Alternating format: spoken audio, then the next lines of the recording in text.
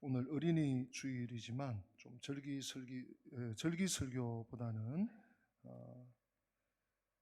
그 스가랴서 말씀을 또 회복에 대한 말씀을 이어가는 것을 양지해 주시면 좋겠습니다. 어쩌면 이 말씀 속에 회복이니까요, 우리 다음 세대 회복의 말씀이 녹아 있을 수도 있습니다. 오늘 본문 말씀은 힘겹게 성전을 건축하고 있는 유다 백성들에게 주신 놀라운 약속의 말씀입니다. 말 그대로 놀라운 회복입니다. 우리 한번 받아서 놀라운 회복을 주소서. 별로 원치 않으시는 것 같네요. 이쪽 분들은 안 주셔도 되나요? 우리 한 번 더 기회를 드립니다. 저를 따라서 합니다. 놀라운 회복을 주소서. 믿으시면 아멘. 믿음대로 될지어다. 하나님은 폐허가 되어 사람도 거의 없고 집도 거의 없는 예루살렘이 다시 부흥할 것이다. 다시 부흥할 것이다. 이 약속을 지금 하고 계십니다. 지금 현재 스가랴 당시 예루살렘에는 이 시내에 노인들이 없어. 예. 남자 노인들도 없고 늙은 남자도 없고 늙은 여자도 없고 더 나아가서 더 심각한 것은 아이들은 더더욱 없습니다. 그런데 하나님이 축복하시면 다시 이 어른들이 노인들이 많아질 것이다 이렇게 말씀합니다. 네. 그리고 골목골목에 어린아이들의 하하호호 껄껄 하면서 떠드는 소리로 가득 찰 것입니다. 여러분 생각만 해도 평화로운 모습 아니겠습니까? 아이들 좀 시끄럽긴 해도 아이들이 깔깔깔 여기서 하하 저기서 호호 하고 어르신들이 또 지팡이를 짚고 또 요즘은 이제 이게 끌차를 끌고 이렇게 다니시는 모습. 우리 오늘 본문 말씀을 통해서 이 바벨론에서 돌아온 유다 백성들이 성전을 재건하던 상황을 짐작할 수 있는 것입니다. 그 당시 예루살렘은 너무 위험해서 노인들이나 아이들이 출입하기가 어려운 그런 곳이 되어버렸던 것입니다.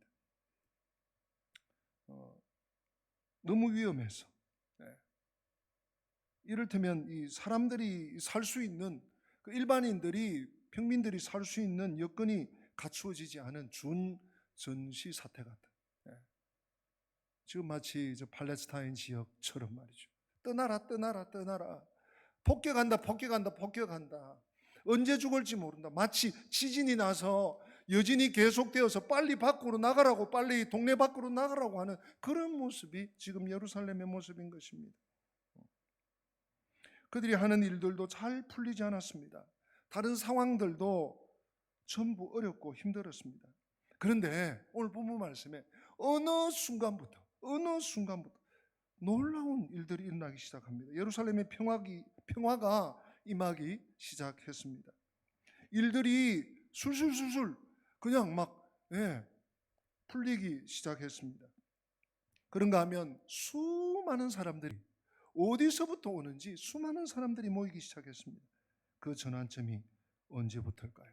언제부터라고 본문은 말씀하고 있습니까? 백성들이 선지자들의 말을 듣고 성전 머릿돌을 놓은 순간입니다. 백성들이 하나님의 말씀을 경청하고 청종하고 성전의 머릿돌을 놓은 그때 회복되기 시작했습니다. 그 순간부터 예루살렘을 공격하는 자들이 사라졌습니다. 밭에는 열매가 주렁주렁 고랑고랑 맺히기 시작했습니다. 마음껏 거리를 활보할 수 있게 되었습니다. 그리고 사람들이 이곳저곳에서 모여들면서 다시 번창하기 시작했습니다. 오늘 이 말씀은 신약 시대를 살고 있는 우리에게 주어진 말씀입니다. 모든 일이 잘 풀리지 않고 아무리 열심히 노력하고 수고해도 소득이 없다면 그것은 하나님과 우리 사이에 완전한 일치하는 부분이 없다는 것입니다. 뭔가 지금 하나님과 각도가 안 맞는 것입니다. 마치 이 금고가 있어요. 수십 번을 돌려보는데 문이 안 열리네. 이건가? 또 왼쪽으로 돌려보고 또 오른쪽으로 돌려보고 5번, 6번, 10번, 20번 안 열려. 왜요? 비밀번호가 안 맞아. 하나님과 우리 사이에 코드가 안 맞는 거예요. 소통이 안 되는.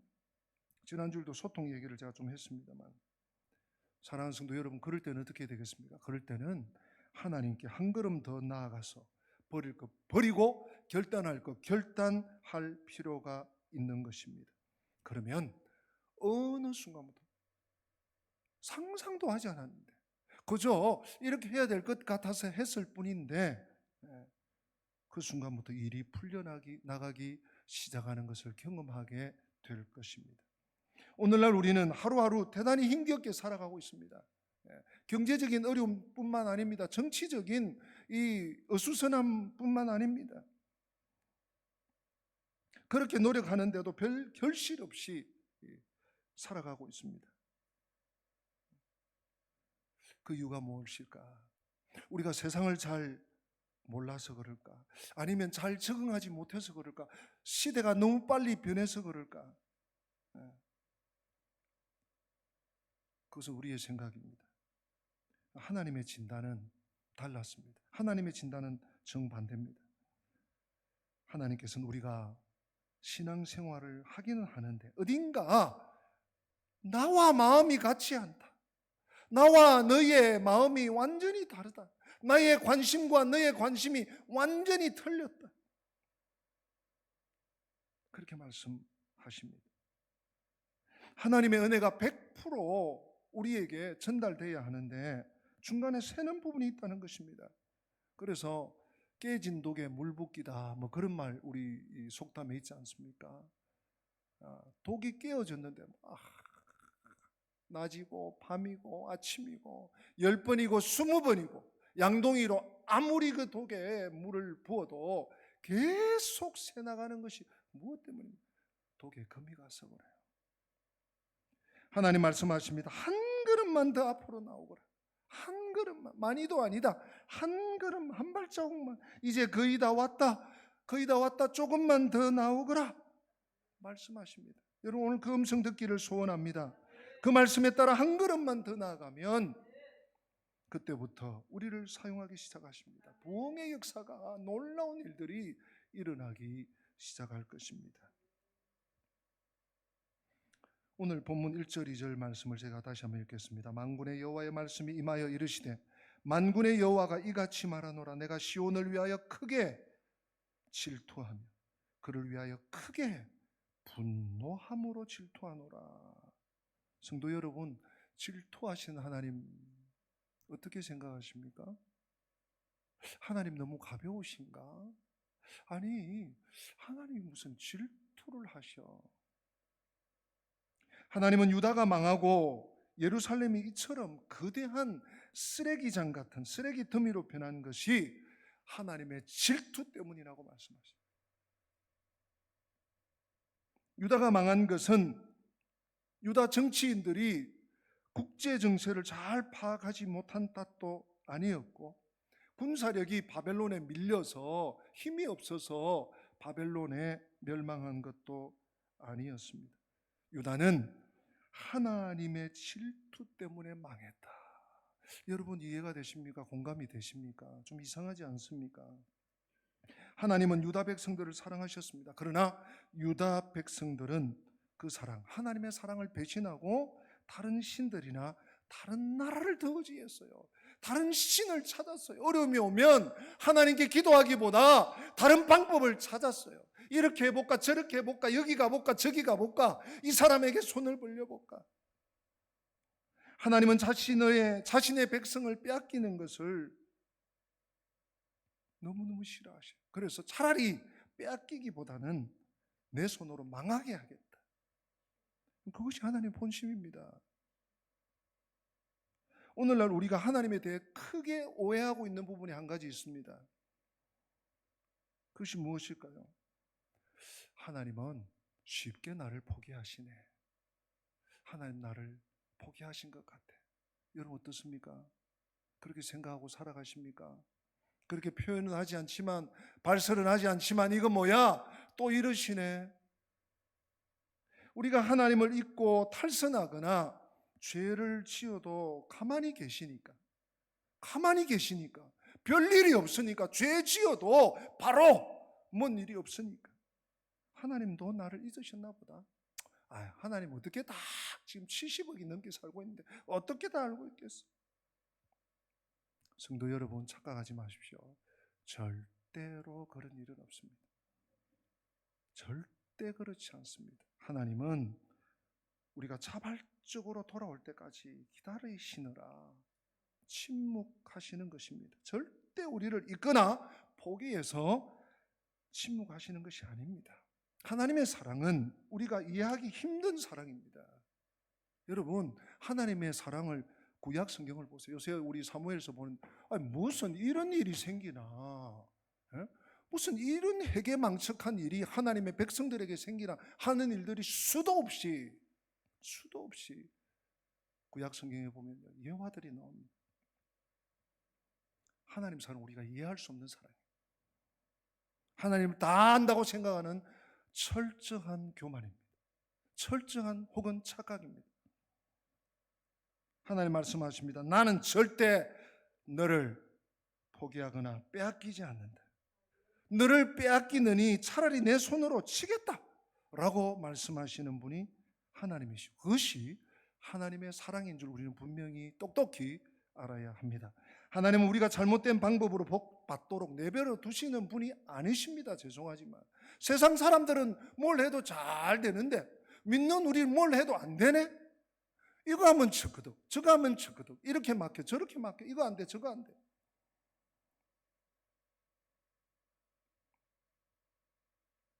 하나님은 잘못된 복은, 잘못된 복이라는 말이 옆에가 있지만 하여튼 그걸 복인 줄 알고 살아가는 거 다 빼앗아 버립니다. 그리고 진정한 복, 새로운 복을 주시는 것입니다.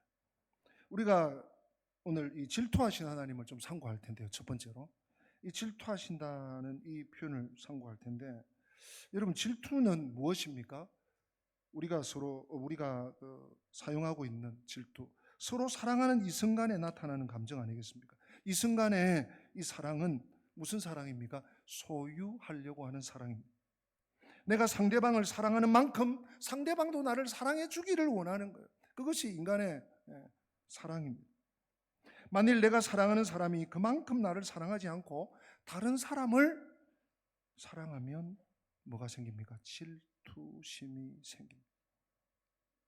우리 여기서 몇 가지 질문을 던질 수 있습니다. 첫째, 왜 하나님은 유다 백성을 이순간의 사랑처럼 질투하는 사랑, 내가 너를 인하여 질투한다, 질투하는 사랑으로 사랑하실까? 하나님과 인간 사이에는 엄청난 갭과 차이가 있는 거 여러분 아시죠? 제가 사람과 개미를 비교를 드는데 그것과는 상상할 수 없는 차이가, 우리 나 인간과 하나님과의 차이는 무엇으로도 견주할 수 없습니다. 예화를 들 수도 없습니다.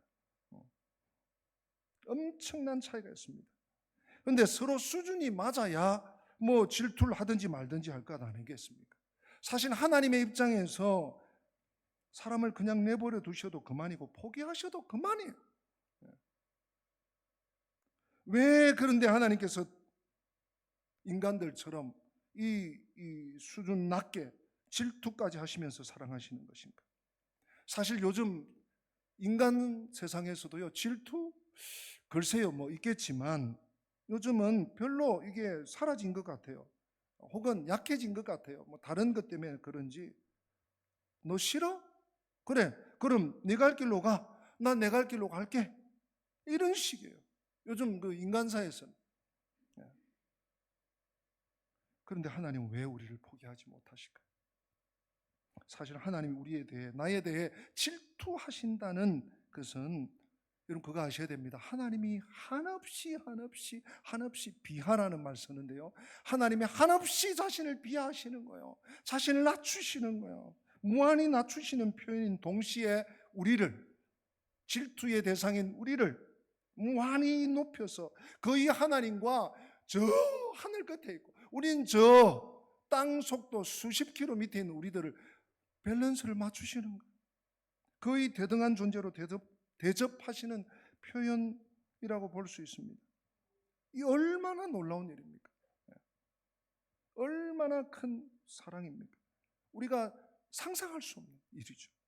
우리는 하나님이 우리에게 질투를 느끼신다는 말씀 앞에 사실은 충격을 받아야 합니다. 하나님이 질투하신다? 아니 이게 무슨 말씀인고? 이게 무슨 회개한 말씀인고? 내가 이렇게 소중한 존재란 말인가? 하나님이 질투하시기까지 나를 사랑하신다? 내가 이렇게 귀한 존재란 말인가 하면서 우리 놀라야 정상입니다. 근데 여러분 잘 놀라십니까? 놀란 표정이 별로 없어요. 우리는 잘 믿지 못하지만 하나님은 세상 그 어떤 것보다, 그 어떤 누구보다 우리를 사랑하신다는 것입니다. 하나님은요 6일 동안 천지를 창조하시고 그 모든 것이 없어져도 인간 구원하시는 일을 더 먼저 생각하시는 어른이에요. 우주 만물이 얼마나 소중합니까? 그럼 우리를 건지시는 일을 훨씬 중요하게 여기시는 것입니다. 나는 우주보다 소중한 존재다. 여러분 그렇게 고백하셔도 결코 착각이 아닙니다. 왜? 하나님이 질투하신다니까. 질투하시기까지 사랑하시는 거예요. 두 번째 질문을 해보겠습니다. 만약 우리가 하나님을 싫어한다고 해서 하나님도 나를 포기하시면, 내가 하나님 믿습니다 하지만 실제로 말이나 행동은 하나님과 이율배반적으로 움직이고 하나님을 사랑하면 그렇게 할 수 없는 일을 하는 우리들 보면서 배신감을 느껴서 하나님이 야 이제 두 손 두 발 들었다, 네가 할 길로 가, 그렇게 포기하시면 어떤 일이 생길까요 여러분? 그러면 잘 됐지 뭐. 세상에 사고 싶은 일 시컷하고 욕심껏 살아도 죄짓고 살아도 간섭받지 않을 테니까 당장 좋겠다, 여러분 그런 생각 드십니까? 그러나 그 뒤에 따라오는 징벌, 영원한 멸망 어떻게 감당하시려고요? 다시는 구원의 기회를 얻을 수가 없습니다. 그런데 어떻게 하나님이 나를 포기할 수 있겠습니까? 포기 못하시죠. 마치 재난사고 현장에 구조대원들이 제일 먼저 119, 우리 집사님 계시죠? 제일 먼저 달려요. 지진이 나서 건물이 무너져서 건물 밑에 누군가가 지금 깔려 있는데 구조대원들이 밤이 되어도 못 떠나는 거예요. 못 떠나. 왜요? 이거 골든타임 놓치면 이제는 구조해도 안 되기 때문에 못 떠나는 거예요. 우리 하나님이 그 심정 아닐까 싶습니다. 하나님이 질투하신다에 대해서 세 번째 질문 한번 던져봅니다. 하나님이 정말 이렇게 우리를 사랑하신다면, 우리가 진정으로 하나님을 사랑하며 하나님이 원하시는 모습으로 조금이라도 변화될 때 얼마나 기뻐하실까 하는 것입니다. 이렇게 사랑하시는데 등 돌리고 불순종하고 듣지 않고 지난주일 보셨죠? 하나님이 선지자를 통해서 말씀하시니까 귀를 막습니다. 등을 돌립니다. 듣기 싫어요 하던 우리들이 하나님의 말씀, 하나님의 이 사랑을 깨닫고 하나님 알겠어요, 제가 한 걸음 옮겨볼게요, 하나님 제가 한번 그대로 해볼게요. 하나님은 우리 안에서 일어나는 작은 믿음의 변화에도 크게 기뻐하시는 것입니다. 조금만 감사하고 조금만 죄를 멀리해도 하나님은 얼마나 좋아하시는지 모릅니다. 하나님이 이 정도로 나를 사랑하신다면 나도 그 사랑에 귀가 멀고 눈이 멀어야 사실 정상입니다. 그 사랑에 온전히 만족해야 그것이 사람의 도리입니다. 그런데 우리 속에는 그 사랑만으로 만족하지 못하게 막는 강한 욕심이 있습니다. 욕망이 있습니다. 성도 여러분, 그거요 누구에게나 있습니다. 그걸 그냥 두시면 안 됩니다. 그걸 그냥 두시면 안 됩니다. 자꾸 하나님께 고백하면서 도움을 청해야 합니다. 누가 하겠지 뭐. 내가 꼭 기도해야 되나? 내가 꼭 그거 가서 해야 되나? 지난주일 우리 교회 청소할 때 많은 분들이 오셨더라고요. 같이 하니까 얼마나 기쁘고 즐겁게 막 웃으면서 하하 호호 하면서. 그런데 교회 대청소합니다. 이 넓은 600평 예배당을 청소하는데 한 서너 명 와서 오늘 청소합니까? 이래봐요. 어떻게 하겠어요? 누가 하겠어요? 그죠?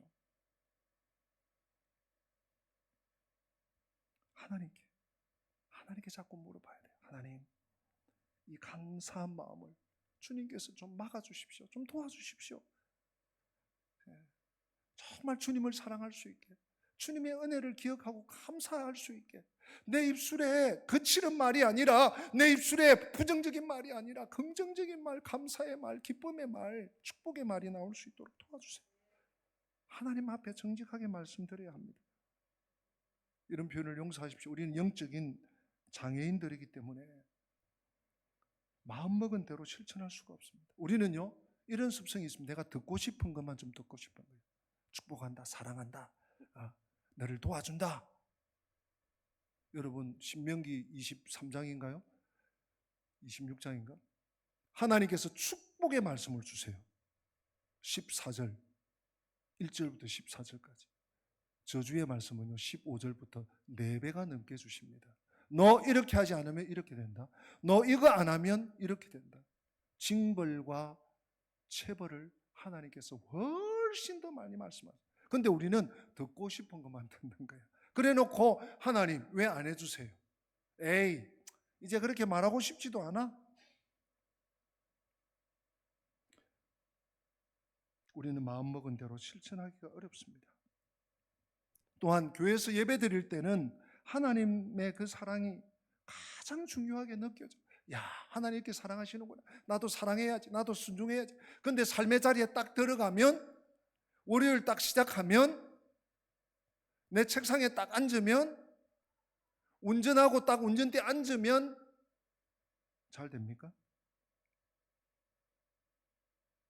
우리 이렇게 흔들리는 마음을 자꾸 말씀드려야 됩니다. 하나님은 우리를 이해하십니다. 그리고 한없는 긍휼로 우리를 도와주실 줄로 믿습니다. 왜요? 질투하시면서까지 사랑하시니까. 오늘 두 번째 우리가 생각해 볼 말씀은 3절 말씀인데요. 3절을 제가 읽어드립니다. 여호와가 이같이 말하노라. 내가 시온에 돌아와 예루살렘 가운데에 거하리니 예루살렘은 무슨 성읍? 진리의 성읍이라 일컫겠고 만군의 여호와의 산은 무슨 산? 성산이라 일컫게 되리라. 진리의 성읍으로 만들어주겠다. 성산으로 만들어주겠다. 하나님은 사실 직접 다스리시기 위해서 이스라엘을 택하셨습니다. 다른 나라들은 그냥 직접 다스리지 않아요. 왕들을 세워서 간접 통치하셨습니다. 그러나 이스라엘만큼은 하나님이 친히 왕이 되어주셔서 다스리시고 통치하십니다. 여러분, 그게 뭔 줄 아세요? 그것이 하나님 나라입니다. 하나님의 다스림을 받는 것이 하나님의 나라입니다. 하나님의 통치가 내 삶에, 우리 가정에, 우리 교회에, 이 땅에 이루어지는 것이 하나님 나라예요. 하나님 나라는 저 수천만 리 밖에 있는 저 하늘의 집만 하나님 나라가 아니에요. 이 땅에 하나님 나라가 있습니다. 그런데 이 나라의 특성이 무엇일까요? 특징이 무엇일까요? 하나님 백성들에게 하나님이 진리를 가르쳐 주시면 백성들은 강요되지 않게 받들어 충성하고 순종하는 것입니다. 자발적으로 그 진리에 순종하는 것입니다. 그렇기 때문에 이 나라에서 가장 중요한 것은 무엇입니까? 진리입니다. 하나님 나라에서 가장 중요한 것은 진리이신 말씀인 줄로 믿습니다. 그래서 하나님 중심, 성경 중심, 교회 중심이 그거예요. 하나님 말씀을 떠나서는 아무런 잣대가 없어요. 오늘 이 세상 보세요. 오늘 이 시대 보세요. 무엇이 도덕이고 무엇이 선이고 무엇이 의입니까? 법정에서까지 저럴 수가 있나 하는 일들이 비일비재 지금 벌어지고 있습니다. 앞으로 훨씬 더 할 것입니다. 그러나 믿는 우리들은 분명한 잣대가 진리입니다. 진리이신 말씀, 로고스, 홀로고스, 하나님 말씀.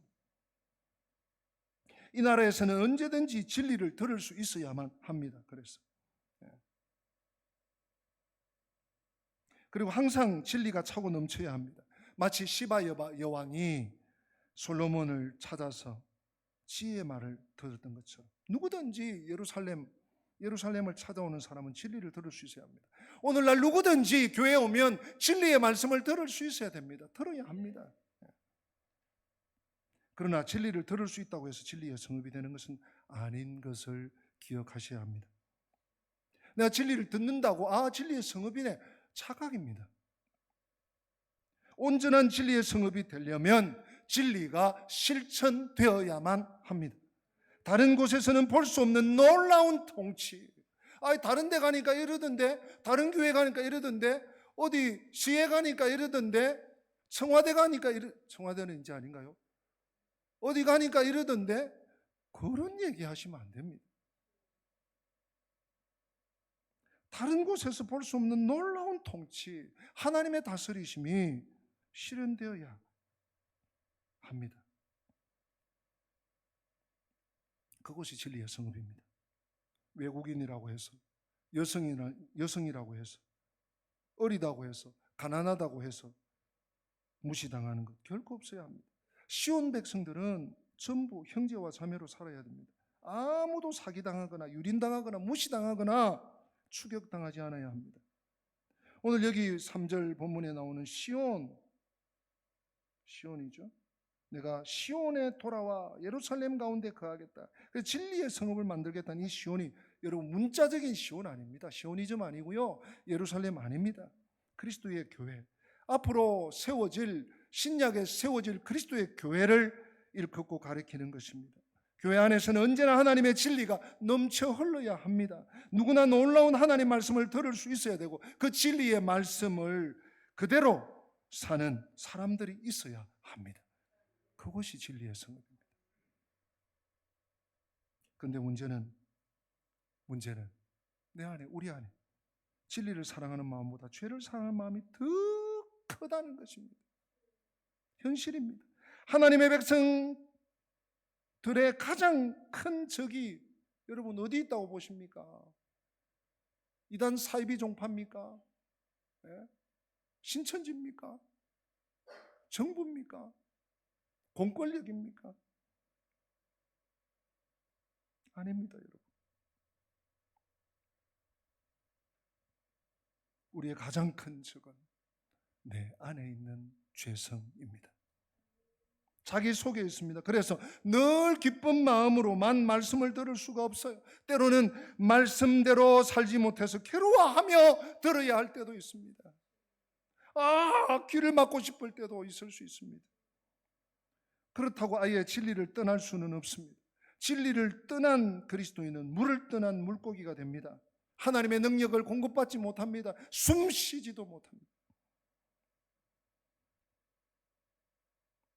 성도 여러분 잘 들으시기 바랍니다. 우리도 세상 사람들처럼 죄성을 가진 죄인입니다. 인정하십니까? 죄인이에요. 다만 용서받은 죄인. 여전히 죄성을 지고 있습니다.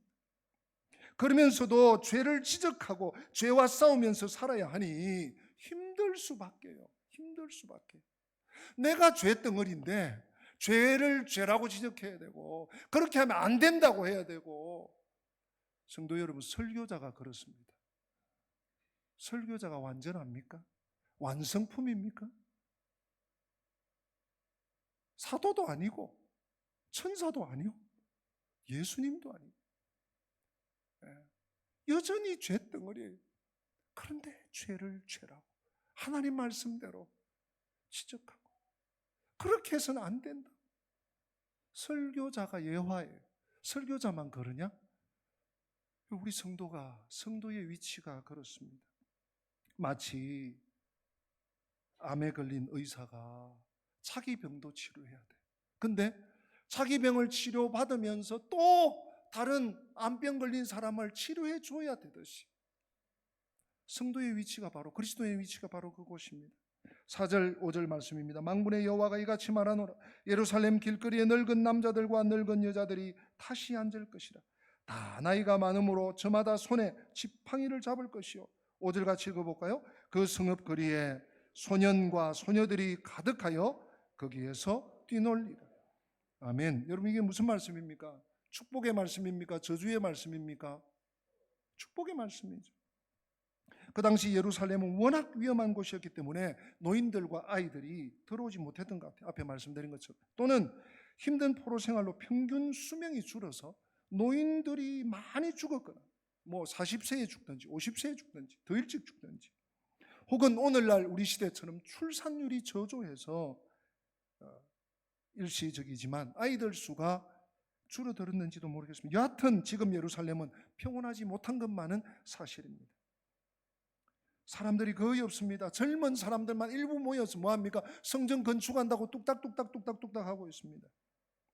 그런데 하나님은 앞으로 예루살렘에 노인들이, 노부부들이 가득하고 많은 어린아이들이 뛰놀게 되겠다, 뛰놀게 하겠다라고 약속하고 계십니다. 이 도시를, 이 시온을, 이 예루살렘, 영적 예루살렘을, 오늘 이 교회 공동체를 다시 부흥시키며 평화를 주시겠다고 말씀하십니다. 6절에 그래서 만군의 여호와가 이같이 말하노라. 이 일이 그날에 남은 백성의 눈에는 기이하려니와. 기이하죠. 아니 지금 없는데, 지금 애들이라도 많아야지 그 다음 세대가 좀 늘어나겠다 상상할 수 있는데 아이들도 없고 노인들도 없고. 근데 여러분 뭐라고 말씀하십니까? 우리 하나님께서 6절 끝에 그날에 남은 백성의 눈에는 기이하려니와 내 눈에야 어찌 기이하겠느냐? 만군의 여호와의 말이니라. 예루살렘은, 사람들은 예루살렘의 회복을 상상할 수가 없습니다. 상상할 수 없어요. 그만큼 예루살렘이 비참하게 파괴되었습니다. 이 성을 중건할, 재건할 그런 노동력도 없습니다. 세력들도 없습니다. 사람도 없습니다. 그러나 하나님이 허락하시면 아무리 폐허가 된 성이라도 다시 세워질 수 있습니다. 아무리 황폐했던 곳이라도 노인과 아이들로 가득한 장소가 될 수 있습니다. 하나님이 하시면. 성도 여러분, 세상을 그렇게 변화시킬 수 있는 힘이 어디에 있습니까? 이 말씀에 있습니다. 이 말씀. 내 눈에야 어찌 기이하겠느냐? 무슨 말이에요? 이것이 어찌 하나님께도 이상한 일이 될 수 있겠느냐? 즉 하나님이 못하실 일이 있겠느냐? 이런 뜻이죠. 성도 여러분, 하나님이 못하실 일은 하나도 없는 줄 믿으시기 바랍니다. 그리고 7절 8절에 만군의 여호와가 이같이 말하노라. 보라, 내가 내 백성을 해가 뜨는 땅과 해가 지는 땅에서 구원하여 내고, 저 8절 끝에 나는 진리와 공의로 그들의 하나님이 되겠다. 하나님 온 세상에서 이 백성을 인도하여 사람이 없는 곳으로, 이곳으로 모아오시고 진리와 공의로 그들을 다스리겠다고 말씀합니다. 여러분, 진리와 공의로 다스리신다는 것이 무슨 뜻일까요? 하나님 절대 사기치지 않는다는 거예요. 자기 백성들을 속이거나 거짓말하거나 무효수표가 되지 않게 하신다는 것 아니겠습니까? 하나님을 사랑하고 의지하는 자들은 반드시 그만한 보상과 상급을 받게 되어 있습니다. 그 믿음대로 갚아주시는 것이 하나님의 진리요 공의입니다. 하나님은 절대로 기만하지 않으십니다. 마지막으로 오늘 제일 중요한 말씀을 좀 나누려고 해요.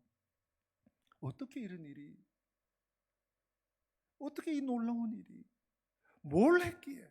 그게 이제 9절부터 나옵니다. 여러분, 예루살렘에는 중요한 전환점이 있었습니다. 꼬였던 일들이 풀리기 시작한 시점이 있었습니다. 그게 언제일까요? 성전 지대를 놓은 때였습니다. 우리 9절 10절 같이 한번 읽어보면 좋겠습니다. 만군의 여호와가 이같이 말하노라. 만군의 여호와의 집 곧 성전을 건축하려고 그 지대를 샀던 날에 있었던 선지자들의 입의 말을 이날에 듣는 너희는 손을 견고히 할지어다. 이날 전에는 사람도 삭슬 얻지 못하였고 짐승도 삭슬 받지 못하였으며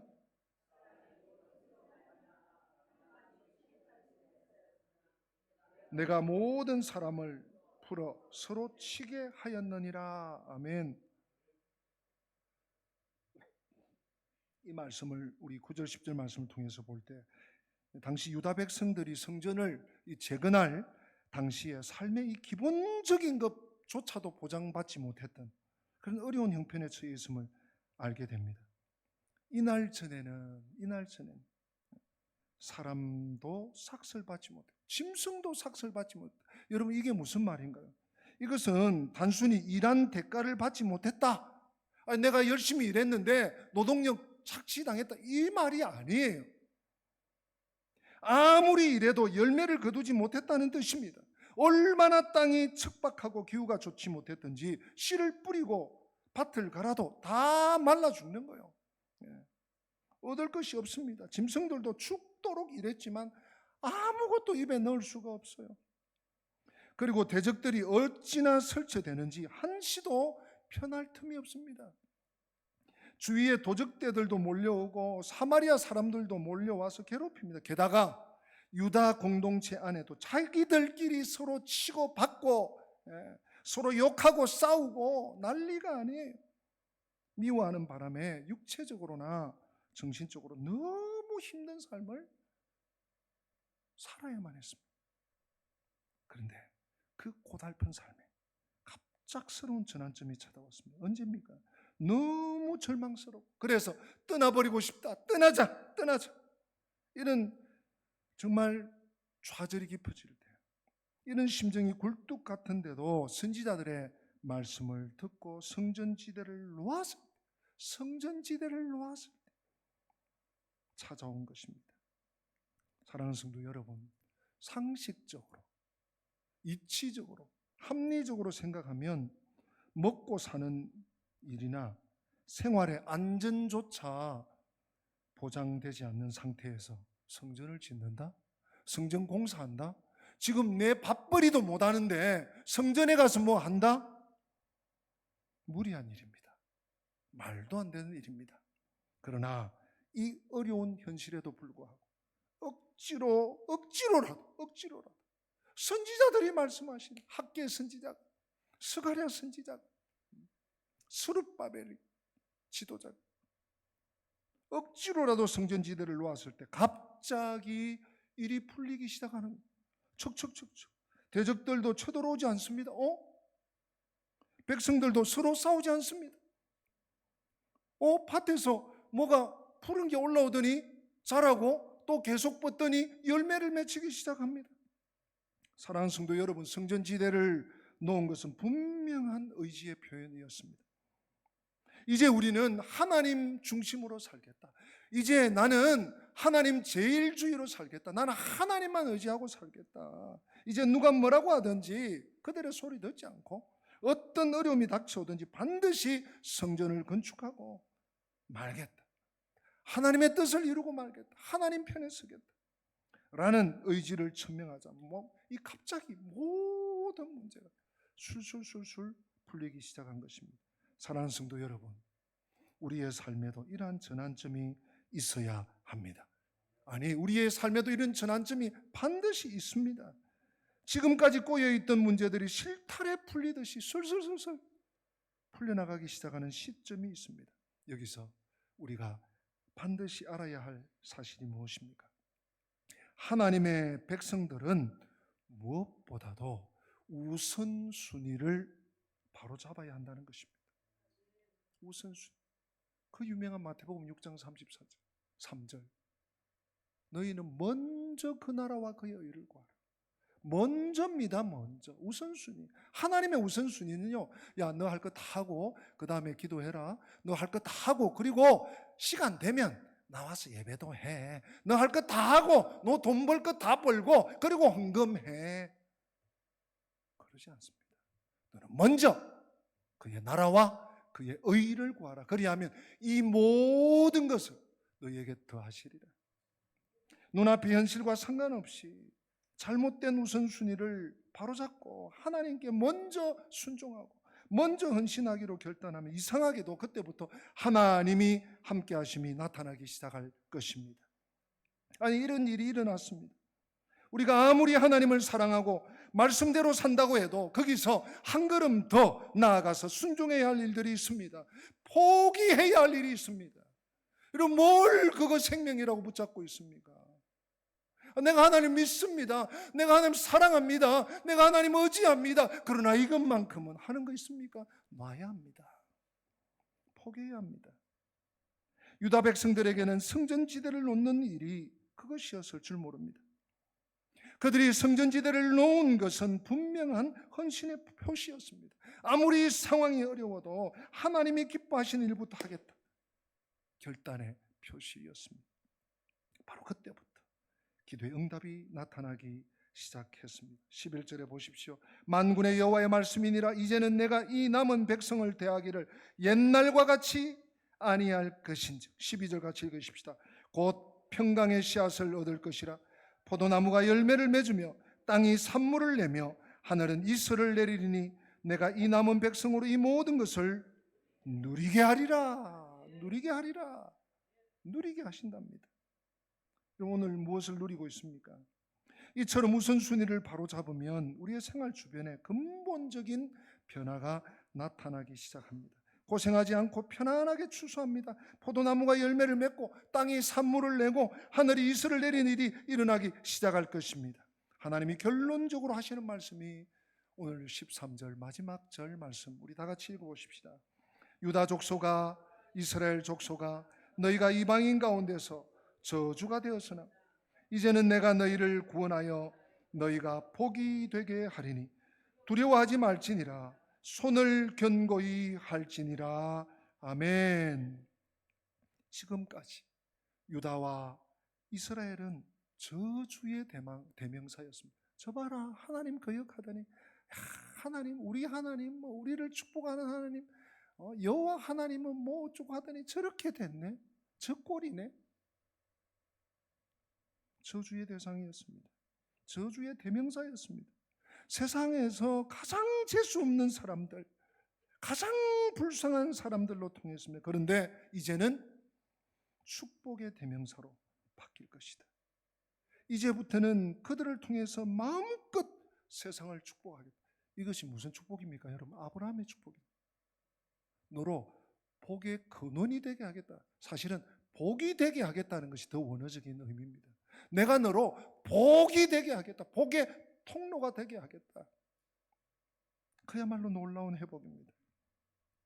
성도 여러분, 진정한 복은 세상에 있지 않습니다. 그런데도 세상에 복이 있다고 생각하는 것이 우리의 함정이요, 우리의 올무입니다. 진정한 복은 우리 하나님께 있습니다. 혹시 아직도 망설이고 아직도 우왕좌왕하고 결단하지 못하는 부분이 있습니까? 발을 넣었다 뺐다 하는 부분이 있습니까? 하나님께 한 걸음만 더 나아가시기를 바랍니다. 주님의 손을 붙드는 주님의 손을 붙드는 그 손을 더 강하게 하시기 바랍니다. 하나님 앞에서 도망치려고 하지 마십시오. 더 담대하게, 하나님 한 걸음 나갑니다, 지켜주십시오. 하나님 한번 순종합니다, 또 순종하게 도와주십시오. 하나님 찬송합니다, 더 찬송하게 해주십시오. 하나님 기도합니다, 더 기도하게 하여 주시옵소서. 이렇게 하나님 앞에 축복의 문을 활짝 여신 저와 우리 권속들 다 되시기를 주님의 이름으로 축복합니다. 우리 다 함께 기립하십니다. 오늘 주가 일하시네 하는 찬양 드리면서 받은 말씀 마음에 새기시기 바랍니다.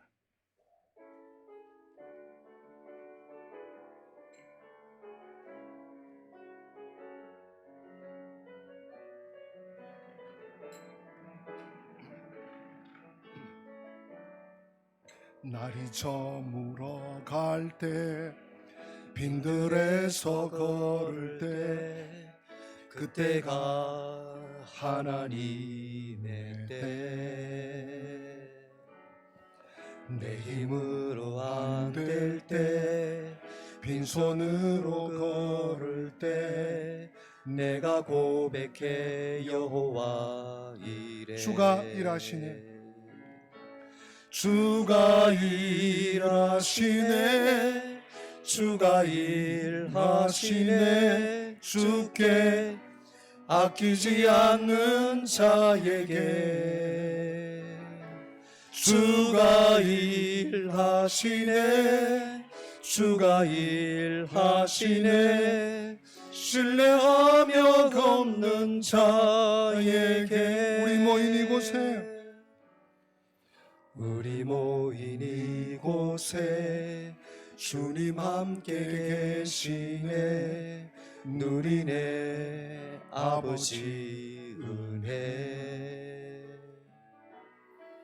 적은 떡과 물고기 내 모든 걸 드릴 때 모두 고백해 여호와 이래. 주가 일하십니다. 주님이 일하십니다.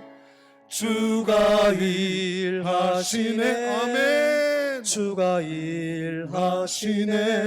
주께 아끼지 않는 자에게. 주가 일하십니다. 주가 일하시네. 주가 일하시네. 신뢰하며 걷는 자에게. 이 사실을 믿으며 주가 일하시네. 주가 일하시네. 주가 일하시네. 주께 아끼지 않는 자에게. 주가 일하시네. 주가 일하시네. 신뢰하며 걷는 자에게. 하나님 아버지, 그렇습니다. 우리는 연약해서 넘어지고 깨어지고 상하고 이제는 트라우마까지 생겨서 가지도 못하고 갈 수도 없고 그렇다고 안 갈 수도 없고 주저앉지도 못하는 그러한 일들이 영적으로도 비일비재 많았음을 고백합니다. 오늘 예루살렘 성의 시온의 백성들이 하나님께 결단하고 내가 이제 무슨 소리를 들어도 내가 무슨 일이 있어도 하나님의 성전 지대를 놓고 하나님의 성전 짓는 일에 참여하리라 할 때 하나님 모든 것이 회복되었습니다. 주여, 우리의 삶에도 전환점을 주시옵소서. 우리의 삶에도 새로운 터닝 포인트가 있게 하여 주시옵소서. 하나님 앞에 결단하기 원합니다. 하나님 앞에 나아가기 원합니다. 하나님 앞에 죽고자 할 때 살리실 줄로 믿습니다. 주여, 우리를 새롭게 하여 주시옵소서. 주 예수 그리스도의 은혜와 하나님 아버지의 사랑과 보혜사 성령의 교통하심이 하나님만 믿고 놀라운 회복을 기대하며 기도하며 그래서 순종하며 결단하며 나아가기 원하는 주의 백성들 머리머리 위에, 우리 교회 공동체 위에 지금부터 영원토록 함께 계실지어다. 아멘.